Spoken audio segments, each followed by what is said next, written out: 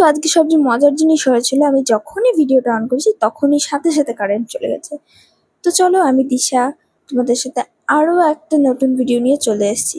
তো সকালে যেই সমস্ত টুকটাক কাজ থাকে সেগুলো কমপ্লিট করে খেয়েছিলাম ছোলা আর বাদাম, তারপরে বসেছিলাম পড়তে।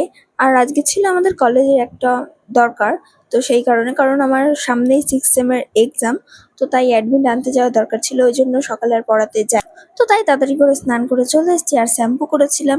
তো শ্যাম্পু করার পর সব থেকে বড় কাজ হলো চুল ছাড়ানো, আর আমার চুলটা একটু বড়, তো আমার খুব অসুবিধা হয়। আর আমার না খুব হেয়ার ফল হচ্ছে, তো সেটাই দেখালাম তোমাদের।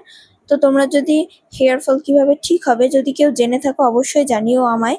তো দেখো, আমি রেডি হয়ে নিয়েছি, আর সকালে যেহেতু খেয়েছিলাম একটা ডাল ভাজা আর ছোলা বাদাম, তো ওটা বাবা এনেছে, আমি বলতে পারবো না এখানে কোথায় কি পাওয়া যায়, তাই আর খিদে পাইনি, ওই জন্য তাড়াতাড়ি করে রেডি হয়ে বেরিয়ে পড়েছি, কারণ যত তাড়াতাড়ি যাবো আমাদের কাজটা আমি তত তাড়াতাড়ি কমপ্লিট করতে পারবো। তারপর গিয়েছিলাম অনলাইনে দোকানে, একটা দরকার ছিল, তারপর ওইটুকুর জন্য আর ছাতা বার করিনি। তারপর পৌঁছে গেছি কলেজ, তাও মোটামুটি টুকটাক ভিড় ছিল, দিয়ে কাজ কমপ্লিট করে একটু বসেছিলাম বান্ধবীদের জন্য।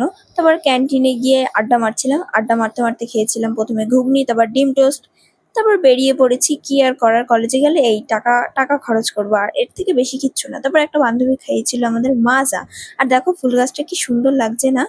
তারপরে গল্প করতে করতে একটা বান্ধবীর সাথে স্টেশন দিয়ে হাঁটতে হাঁটতে চলে এসেছি ঘড়ির দোকান, কারণ আমার ঘড়ি কিনতে হবে, সামনেই এক্সাম।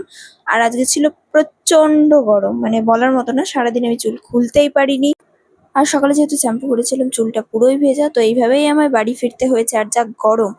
তো আর কোনো এনার্জি ছিল না ভিডিও করার, তো বাড়ি এসে রেস্ট নিয়ে খেয়েছিলাম ভাত। তো তোমাদের কেমন লাগলো জানি।